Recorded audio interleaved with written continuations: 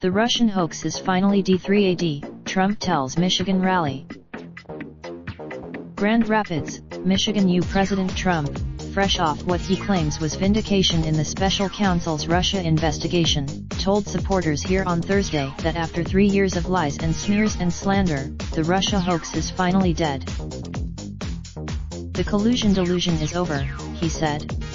This was nothing more. In his first rally since the end of the 22-month investigation, Mr. Trump lashed out at a familiar list of targets: Representative Adam B. Schiff, Democrat of California and the chairman of the House Intelligence Committee, James B. Comey. In vilifying his opponents, Mr. Trump was not troubled by the fact that the 300-plus page report by Robert S. Mueller III, the special counsel, has yet to be released, or that Attorney General William P. Barr, in his summary of Mr. Mueller's findings, stipulated that the report did not exonerate the president, even if it did not find him guilty of conspiracy or of obstructing justice. It's interesting, Mr. Trump said. Robert Mueller was at Grand Rapids holds special meaning for Mr. Trump, as the site of his final campaign rally before his upset victory in 2016. He won Michigan, but Grand Rapids is also the birthplace of another president, Gerald R. Ford, whose presidential museum sits across the river from the arena where Mr. Trump is to speak, a monument to the moderate republicanism that the president has banished and the Washington establishment that he has upended. The timing of the rally, so soon after Mr. Barr's disclosures, has prompted greater than usual concerns about security, given Mr. Trump's habit of stirring up the crowd and heaping abuse on reporters.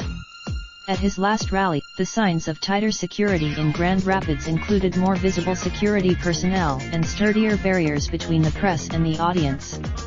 In El Paso, on Sunday evening, after Mr. Barr delivered his summary of the Mueller report, Mr. Trump, who was in Palm Beach, Florida, was urged by his aides to avoid a tone of triumphalism in his reaction. That lasted for as the days wore on, Mr. Trump vilified news organizations, ridiculed the ratings of cable networks like MSNBC and CNN, and demanded the resignation of Democrats like Mr. Schiff, whom he accused of lying repeatedly in discussing potential collusion between Mr. Trump and the Russians. In a warm-up rally more than an hour before Mr. Trump arrived, Laura Cox, the chairwoman of the Michigan Republican Party, led the crowd in chants of no collusion, no obstruction. On the flight to Grand Rapids, Corey Lewandowski and David Bossie, two former campaign advisors known for riling up Mr. Trump on Air Force One before his rallies, were aboard.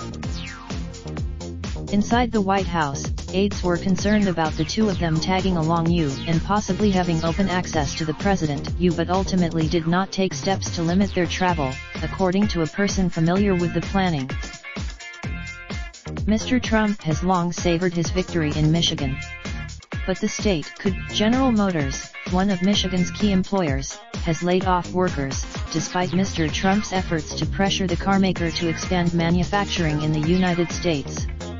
He also faced. Inside the arena, however, Mr. Trump's supporters basked in the glow of the president's claims of vindication and expressed indignation on his behalf at the multiple investigations into him and his administration. He went through so much persecution, said Brenda Frey, a medical assistant from nearby Muskegon, who recalled attending his campaign rally in November 2016.